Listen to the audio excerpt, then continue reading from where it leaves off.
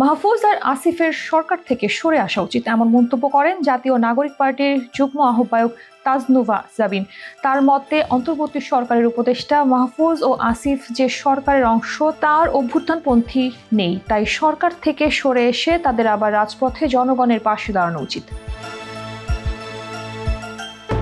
সম্প্রতি এক ফেসবুক পোস্টে এসব কথা জানান এনসিপি নেত্রী তাজনুভা জাবিন। তিনি বলেন, শহীদ আহতদের চোখের সামনে আসামিরা দাপটের সঙ্গে মাথা উঁচু করে পালাচ্ছে। এমন পরিস্থিতিতে তাজনুভা নিজেকে মর্মাহত বলেও উল্লেখ করেন। তার মতে, মাহফুজ আসিফদের আর সরকারের অংশ হিসেবে মানা যাচ্ছে না। তাদের উদ্দেশ্যে তিনি বলেন, সরে এসে জনগণকে আশ্বস্ত করেন, জুলাইয়ে শহীদদের কাছে দায়বদ্ধ থাকেন।